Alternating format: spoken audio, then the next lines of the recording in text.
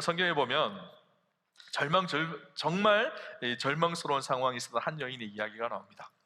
이 여인은 이방인이었었어요. 근데 딸이 귀신 들렸어요. 근데 그 귀신 들린 이 딸을 도저히 치료받을 수도 없고 사경을 헤매는 어려움 중에 있었습니다. 부모에게 가장 절망스러운 일은요, 다른 일이 아니에요. 자기의 건강이 아픈 것도 힘든 일이고, 물론 사업이 안 되는 것도 힘든 일이고, 이런 일들도 힘든 일일 수도 있지만 가장 절망스러운 것은요, 자녀의 문제예요. 내 힘으로 도저히 어떻게 할 수 없는 자녀의 위기 상황, 그것이 부모를 가장 힘들게 하는 일이거든요. 이 여인은 정말 힘들었을 것 같다라는 생각이 들어요. 자기가 가지고 있는 돈을 다 써보고 병원을 찾아가 보고, 심지어는 귀신 들렸기 때문에 점을 치러 가보기도 하고 그랬을지 모르겠어요. 그런데 아무리 해도 세상적인 방법으로 자기 딸이 치료되지 않습니다. 그런데 그 여인이요, 오늘 예수님을 만납니다.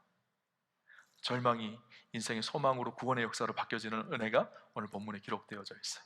놀라운 것은요, 이 여인이 이방 여인이었었어요. 이방 여인이었음에도 불구하고 예수님께서 마태복음에 보면 이 여인을 칭찬합니다. 믿음이 크다는 거예요. 이 큰 믿음이 이 여인에게 찾아온 그 절망을 끊어버리고 놀라운 은혜와 구원과 소망으로 인도해 가는 것을 보게 되어지죠. 오늘 본문을 통해서요, 우리 인생 가운데 찾아오는 절망의 문제, 하나님 주시는 믿음으로 넉넉히 승리하며 이겨내는 축복이 저와 여러분 가운데 있으시기를 주님 이름으로 축원합니다. 이 여인이 어떤 여인이었을까? 오늘 본문 26절을 한번 볼까요? 26절을 같이 한번 보겠습니다. 그 여자는 헬라인이요 수르보니게 족속이라 자기 딸에게서 귀신 쫓아내 주시기를 간구하거늘. 이 여인은요 헬라인이었습니다. 당시 헬라 철학과 헬라 문화가 온 세상을 지배하던 그런 시대예요. 굉장한 철학과 문화 속에, 그런 배경 속에 살았던 여인이기도 합니다. 수르보니게 족속이라고 그렇게 기록하고 있어요. 수르보니게라는 말은요 두 단어가 합성어인데요, 수로와 보니게라는 말의 합성어입니다. 수로라는 말은 시리아를 의미하고요, 보니게는 페니키아라는 의미입니다. 당시 이스라엘 북부 지역, 레바논, 시리아 이쪽에 합쳐서 페니키아 족속들이 다스렸던, 그런 페니키아 제국이 다스렸던 곳이거든요. 이 페니키아 사람들은 굉장한 자부심을 가지고 있었습니다. 자기 족속에 대한 프라이드와 자부심이 있는 민족이었었어요. 자기 선조가 그런 사람이었었어요.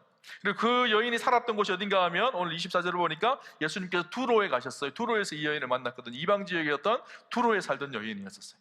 두로는요 당시의 상업의 중심지였거든요. 굉장히 많은 부자들이 거하던 곳이었었어요. 아마 모르긴 몰라도 이 여인은요 자기 가문적으로도 굉장히 명성 있는 가문이었을 것 같아요. 우리가 생각하는 것처럼 이렇게 가난한 그런 여인이 아니었던 것 같아요. 굉장히 경제적으로도 부요함이 있었던 그런 여인이었던 것 같습니다. 그런데 이 여인이 예수님 앞에 나온 거예요. 이 여인은 자기 자녀가 있었지만 예수님은 당시 나이가 30살이었잖아요. 그죠? 굉장히 젊은 총각이었었어요. 근데 이 부유하고 명성도 있고 잘 살고 있었던 자기가, 당시 이방인이 자기가 자기들의 피지배 국가였던 이스라엘의 유태인 남성을 찾아가는 일, 그것도 자기보다 어린 사람을 찾아가는 일이 쉬운 일이었을까요? 쉬운 일이 아니었을 것 같다라는 생각이 들어요. 그럼에도 불구하고 이 여인은 예수님 앞에 가서 무릎을 꿇습니다. 어려운 결단이 있었던 것이죠. 여러분, 부자인 사람이 예수 믿기가 쉬울까요? 아니면 가난한 사람이 예수 믿기 쉬울까요? 부유하거나 명예가 있는 사람들은요 자기가 의지할 것들이 너무 많습니다. 자기가 자랑할 것들이 너무 많아요. 그러니까 그것도 의지하고 살아가죠. 예수 믿기라는 것이 쉽지 않습니다. 그런데 이 여인은요 그런 입장에서 보면 예수님 앞에 나오기가 쉽지 않았을 거예요. 근데 이 여인이 예수님을 만났을 때 예수님의 두 가지 중요한 반응이 나타나요. 특이한 반응이에요. 지금까지 예수님께서 하셨던 일반적인 방법이 아니었었어요. 첫 번째 반응이 무엇이었는가 하면요 침묵이었습니다. 침묵. 마태복음을 보면요, 이 병행 구조에 있는 마태복음의 이 말씀을 보면요, 마태복음 15장 23절에 이렇게 기록합니다. 예수는 한 말씀도 대답하지 아니하시니 제자들이 와서 청하여 말하되 그 여자가 우리 뒤에서 소리를 지르오니 그를 보내소서. 그렇게 기록을 하고 있어요. 제자들이 무리에 쌓여져 있고 예수님이 계셨고 그 뒤에서 이 여인이 예수님께 소리를 쳤다는 것. 예수님, 제 딸이 귀신에 들려서 죽을 것 같은 고통과 아픔 속에 있습니다. 예수님, 나를 불쌍히 여겨주십시오. 그렇게 소리를 쳤어요. 예수님의 반응이 어땠을까요? 보통 사람 같았으면 예수님 찾아가셔서 위로하시고 안수하시고 축복하시고 그를 치료하셔야 되는데 성경에 보니까요 한 말씀도 대답하지 아니하셨다라는 거예요. 침묵하셨어요. 일반적인 예수님의 반응이 아니었었어요. 여러분, 우리가 누구에게 물었어요? 질문을 했어요? 말을 걸었어요. 그런데 그 사람이 나에게 대꾸도 하지 않고 쳐다보지도 않으면 어떨까요? 기분이 팍 상하죠. 그죠? 아니, 나를 무시하냐? 이렇게 생각이 들잖아요.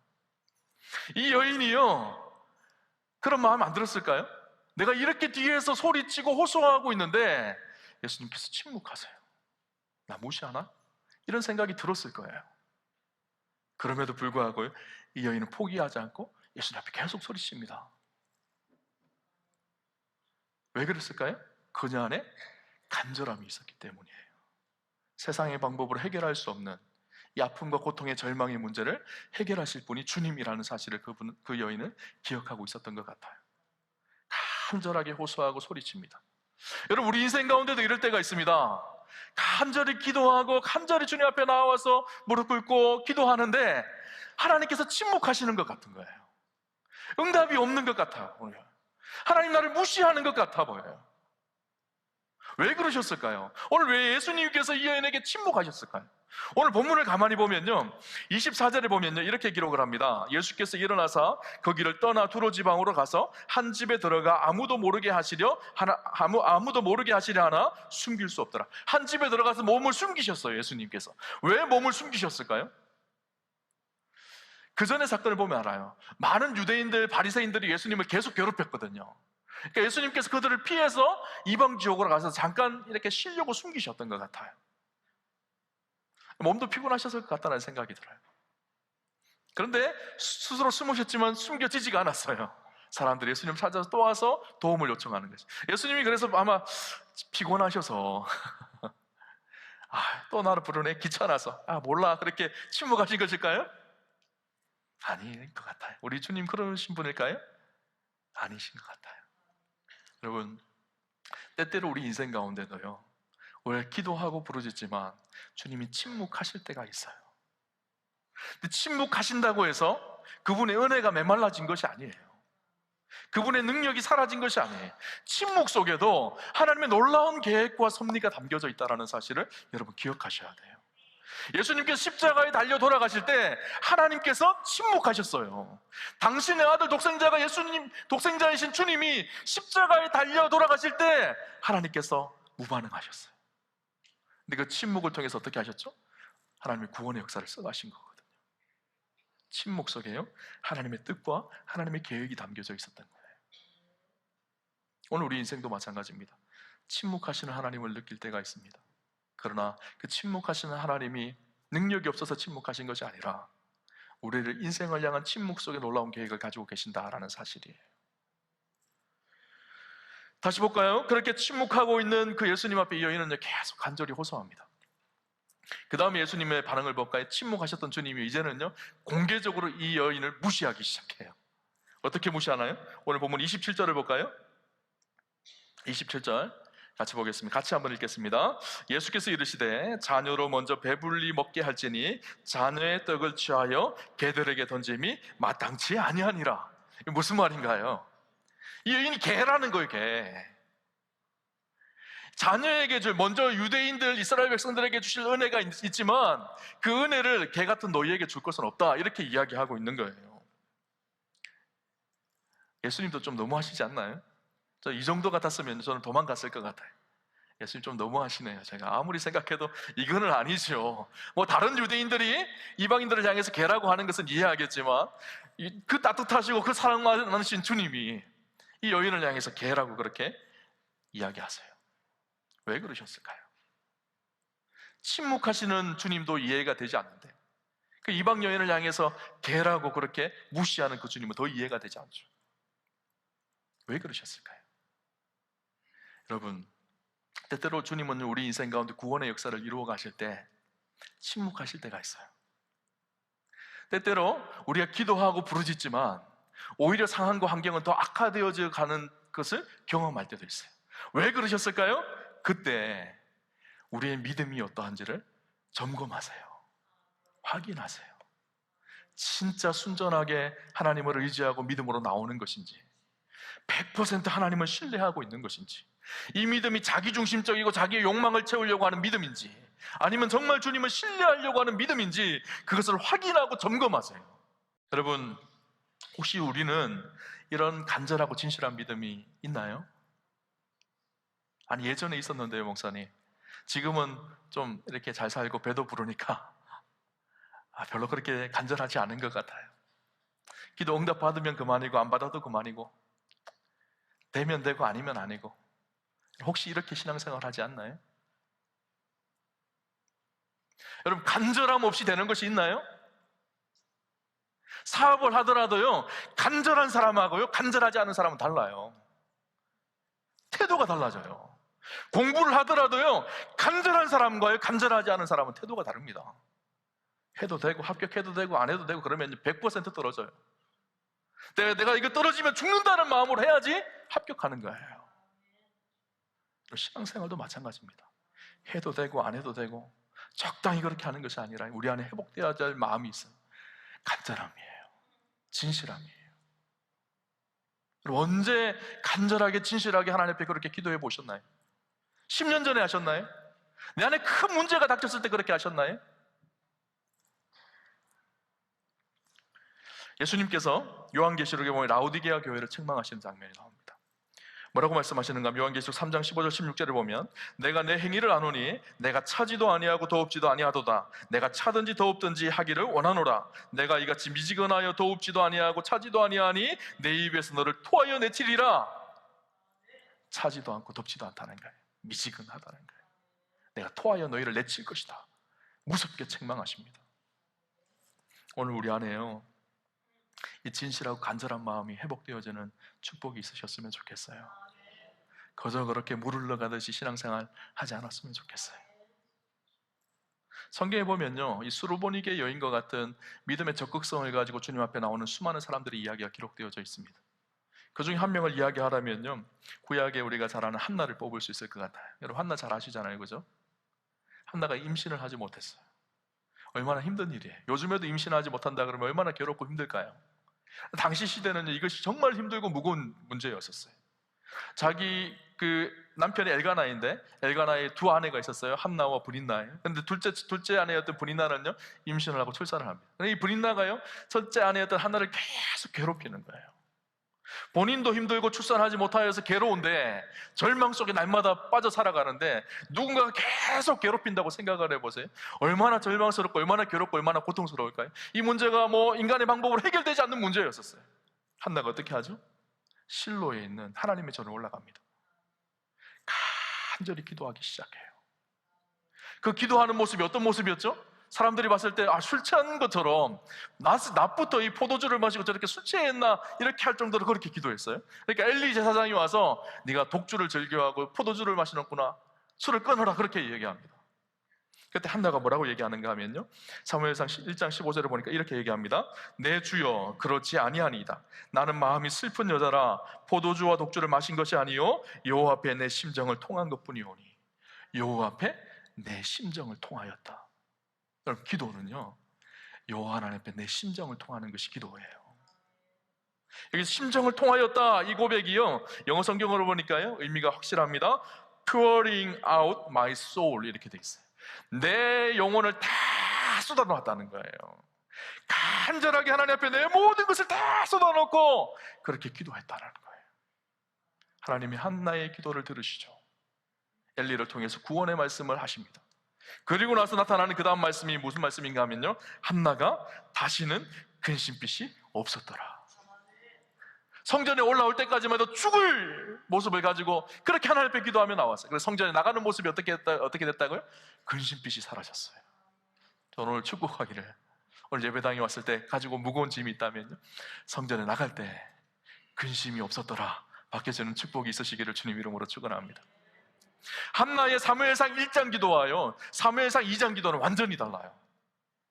1장은요 억울하고 고통스럽고 절망 속에 하나님 앞에 간절히 부르짖고 기도하죠. 그런데 2장이 넘어와서요 한나의 기도가 구원의 기도, 감사의 기도, 기쁨의 기도로 바뀝니다. 그래서 2장 1절에 보면 이렇게 얘기합니다. 한나가 기도하여 이르되 내 마음이 여호와로 말미암아 즐거워하며 내 뿔이 여호와로 말미암아 높아졌으며 내 입이 내 원수들을 향하여 크게 열렸으니 이는 내가 주의 구원으로 말미암아 기뻐함이니이다. 1장과 2장 사이에 무엇이 있었을까요? 간절히 하나님을 찾는 기도가 있었어요. 그때 한나가 억울하고 원통하고 절망 속에 있던 한나가요, 2장으로 넘어와서 기뻐하고 찬양하고 즐거워하고 감격하는 한나로 바뀌어졌어요. 여러분, 사무엘상 1장에 머물지 마시고요, 2장으로 넘어오는 축복이 있으셨으면 좋겠어요. 내 인생의 절망의 문제 때문에 괴로워하고 고통스러워하는 1장에 머물지 마시고 2장으로 넘어오시는 축복이 있으시기를 주님 이름으로 축원합니다. 무엇이 있어야 될까요? 간절한 마음이에요. 하나님을 향한 진실되고 간절한 믿음. 우리 예수님께서 이 수르보니게 여인의 이 믿음을 보고 이 여인의 믿음을 칭찬하셨던 거예요. 또 한 가지 여인의 모습이 있습니다. 그 여인의 믿음의 자세 한 가지가 나오는데 무엇인가 하면, 이 여인은 예수님 앞에 가난한 마음을 가지고 있었어요. 때때로 우리가 적극적이고 용기 있는 믿음을 볼 때 이것이 너무 지나쳐서 무례할 때가 있어요. 사람들의 마음을 거슬리게 할 때가 있어요. 그 속에 무엇이 없기 때문에 그럴까요? 가난함, 겸손한 마음이 없어서 그래요. 근데 오늘 이 여인은요, 주님 앞에 가난하고 겸손한 마음으로 서는 것을 보게 되어지죠. 오늘 본문 28절 이 여인의 고백을 한번 봅시다. 오늘 성경 본문의 가장 클라이막스가 28절이거든요. 28절 한번 같이 볼까요? 같이 보겠습니다. 여자가 대답하여 이르되 주여 올소이다마는 상 아래 개들도 자기들이 먹던 부스러기를 먹나이다. 주님 옳습니다. 상 아래 개들도 주인에게 떨어지는 아이들이 떨어뜨렸던 그 부스러기를 먹습니다. 자기가 개라는 거예요. 이 말할 수 없는 고백이에요. 아니, 이 여인은 진짜 자존심도 없나? 이런 고백이에요. 그런데 이 고백을 했을 때 아마 예수님께서 이 여인을 바라보는 눈빛이 달라졌을 것 같아요. 이 여인이 보통 여인이 아니구나. 이 여인의 믿음이 보통 믿음이 아니구나 라는 것을 예수님도 깨달았다. 이렇게 눈이 벌쩍해서 이 여인 봐라, 이렇게 하셨을 것 같다라는 생각이 들어요.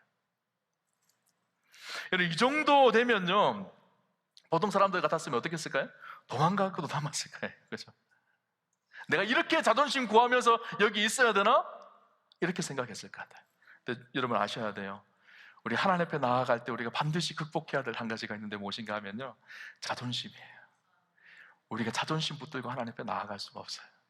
하나님 앞에 가난한 마음, 하나님 앞에 내가 아무것도 아닌 마음, 하나님 은혜 없이는 내가 오늘 하루를 살 수 없습니다, 이해하는 이 간절한, 이 진실한 겸손의 고백이 없으면요, 하나님 그 마음을 기뻐 받으실 수가 없습니다. 이 여인이 그렇게 자존심도 내려놓고 주님 앞에 나아갈 수 있었던 비결이 무엇이었을까요? 예수님에 대한 분명한 신뢰가 있었기 때문이에요. 그죠? 28절에 여자가 대답하여 이르되 뭐라고 불렀는가 하면요, 예수님을 향하여 주여라고 고백합니다. 이 주여라는 고백은요, 단순히 이 병을 고쳐주실 분이라는 의미가 아니라 나의 인생의 주인님, 주님, 메시아, 하나님, 이 고백이 담겨져 있는 고백입니다. 마가복음에요, 예수님을 처음 만나자마자 주여라고 고백하는 장면이요, 오늘 이 여인의 고백밖에 없어요. 제자들도 예수님을 만나고 나서 그 첫 번째 고백이 랍비여 이렇게 얘기했거든요. 선생님이여 이렇게 고백했거든요. 마태복음에 보다 명확하게 나옵니다. 주 다윗의 자손이여 이렇게 고백합니다. 다윗의 자손이라는 말은 무슨 말일까요? 구약에서 예언하고 있는 메시아 그리스도, 그분이 오신 분이 메시아, 당신이 그리스도 메시아라는 고백이 담겨 있는 것이요, 다윗의 자손이여 라는 고백입니다. 이 여인은요, 예수님의 소문을 듣고 예수님께서 진짜 메시아고 그리스도라는 사실을 알고 있었던 것 같아요. 그리고 예수님께서 말씀하실 때 그 여인의 귀에 들어왔던 중요한 단어가 하나 있습니다. 27절을 보니까요, 예수께서 이르시되 자녀로 먼저 배불리 먹게 할지니 자녀의 떡을 취하여 개들에게 던짐이 마땅치 아니하니라. 어떤 단어가 들어왔을까요? 먼저라는 단어예요. 먼저라는 단어.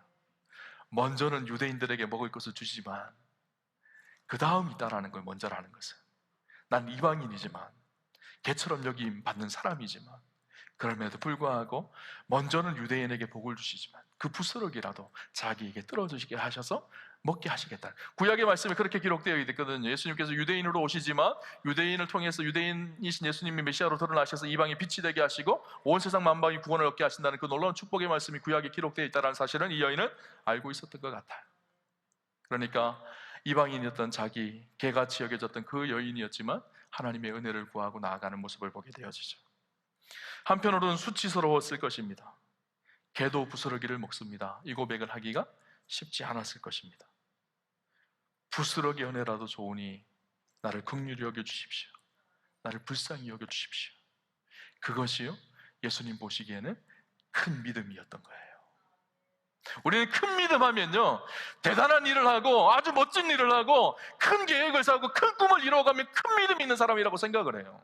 근데 성경이 말하는 큰 믿음은요, 그것이 아니에요. 성경에 보면요, 믿음을 칭찬한, 마태복음에서 믿음을 칭찬하는 사건은 두 번밖에 없어요. 예수님께서. 첫 번째 사건이 어떤 사건인가 하면요, 로마의 백부장의 믿음을 칭찬합니다. 로마의 백부장의 믿음이 어떤 믿음이었냐면, 자기 하인이요, 죽을 병에 걸렸어요. 예수님 와서 고쳐달라고 얘기합니다.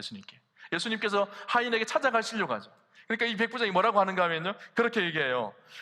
마태복음 8장 8절에서 9절을 보니까, 백부장이 대답하여 이르되 주여, 내 집에 들어오심을 나는 감당하지 못하겠사오니 다만 말씀으로만 하옵소서. 그러면 내 하인이 낫겠사옵나이다. 나도 나의 수하에 있는 사람이요, 내 아래에도 군사가 있으니 이더러 가라 하면 가고 저더러 오라 하면 오고 내 정도로 이것을 하라 하면 하나이다. 주님, 저도 누구 밑에 있고 또 제 밑에도 누가 사람들이 있는데 그들 오라 하면 오고 가라 하면 가는 거 저도 압니다. 예수님께서 말씀만 하시면 치료될 줄 믿습니다. 이 백부장의 믿음을 보고요, 예수님께서 칭찬하세요. 대단한 믿음을 가졌구나. 특이하게요, 예수님께서 믿음을 칭찬한 사람은요, 다 이방인이에요. 아니, 예수님께 믿음을 진짜 칭찬받아야 될 사람들이 누굴까요? 예수님의 제자들 아니에요, 그죠? 자기의 전 재산을 다 포기하고 자기가 가지고 있는 모든 것을 내려놓고 예수님을 따르고 예수님과 함께했던 사람이에요. 그런데 예수님께서 제자들을 칭찬하셨을까요? 아니, 믿음을 책망하세요. 믿음이 적은 자들아, 그렇게 말씀하세요. 아니, 왜 이방인들을 칭찬하시고 왜 예수님과 함께하는 12 제자들을 책망하셨을까요? 예수님의 제자들에게는요, 늘 자기 확신에 가득 차 있었거든요. 자기가 팽창되어져 있었거든요. 자기가 확장되어져 있었거든요. 그래서 늘 예수님과 따라다니면서도 서로 싸워요. 막 누가 믿음이 크냐는 거예요. 누가 잘났느냐는 거예요. 내 믿음이 대단하다는 거예요. 자기 전 재산을 버리고 예수님을 따라갔지만 그들 안에는 무엇이 있었을까요? 자기가 드러나려고 하는 욕망과 욕심이 가득했어요. 예수님께서 뭐라 그러죠? 책망하세요, 믿음이 없는 자들을. 그러나 오늘 이방인 이 여인, 스스로를 개처럼 여기며 하나님 앞에 무릎을 꿇고 예수님 앞에 무릎을 꿇고 가장 낮은 모습으로 주님 앞에 나아갔던 이 여인의 믿음을 칭찬하신 것이죠. 예수님께서 이 제자들을 책망하시면서 그렇게 말씀합니다. 너희가 겨자씨만한 믿음만 있어도 산을 옮길 수 있을 것이다. 여러분, 겨자씨가 어떻죠? 볼품없는 것이 겨자씨거든요. 지극히 작은 것이 겨자씨거든요. 그럼에도 불구하고 겨자씨 안에는 생명이 있어요. 그죠? 오늘 우리의 믿음이 크고 화려해서가 아니라 그 속에 진짜 생명이 있는지, 진실한 고백이 담겨져 있는지, 그것이 진짜 큰 믿음인 거예요. 그렇죠? 여러분, 오늘 이 여인의 고백처럼 하나님 앞에 진실한 믿음의 사람으로 서는 축복이 있었으면 좋겠습니다. 주님은 이 여인의 이 믿음의 고백을 보고요, 와, 진짜 너 믿음이 큰 사람이구나 라고 이 여인을 칭찬하셨어요. 또 중요한 사실이요, 이 여인이 주님, 부스러기 연애라도 주십시오 그렇게 얘기했잖아요. 예수님께서 부스러기 연애 주셨을까요? 야, 이거 먹고 떨어져 그렇게 했을까요? 아니에요. 가장 좋은 것으로, 가장 선한 것으로 이 여인에게 주셨어요. 그죠? 여인이 집에 가보니까 어떻게 됐죠? 귀신 들린 자기 딸이 치유되어지고 회복되어집니다. 놀라운 구원이 그 가정에 임하는 축복이 있게 하셨죠. 여러분, 이 여인은 정말 부스러기 은혜라도 달라고 구했어요. 그러나 주님이 주신 것은요, 가장 좋은 것으로 채우셨어요. 오늘 주님은 우리에게요, 가장 좋은 것으로 주시는 분이십니다. 오늘 우리가 겸손하게 주님 앞에 나아갈 때, 진실한 마음으로 주님 앞에 섰을 때, 주님 우리에게 가장 좋은 것을 주시는 분이 우리 주님이세요. 그래서 에베소 3장 20절을 보면 사도 바울은요, 이렇게 얘기합니다. 우리 가운데서 역사하시는 능력대로 우리가 구하거나 생각하는 모든 것에 더 넘치도록 능히 하실 이에게. 하나님이 어떤 분이시라고요? 우리가 생각하는 것보다 구하는 것보다 더욱 넘치도록 능히 하시는 분이 우리 하나님이셔요. 오늘 저와 여러분의 인생 가운데도 이런 놀라운 축복과 은혜가 있었으면 좋겠습니다. 혹여나 우리 인생 속에 찾아오는 절망이 있습니까? 어려움이 있습니까? 믿음으로 반응하는 저와 여러분 되옵시다. 간절하고 진실하고 겸손한 믿음으로 주님 앞에 나아갈 때 더 좋은 곳으로 주시는 하나님의 놀라운 축복과 은혜를 누리셨으면 좋겠어요. 그래서 오늘 이 여인을 예수님께서 칭찬하셨던 것처럼 우리 사랑하는 우아함교회 성도님들의 믿음을 보고 우리 주님이 칭찬하는 그런 축복과 은혜가 있으시기를 주님 이름으로 축원합니다.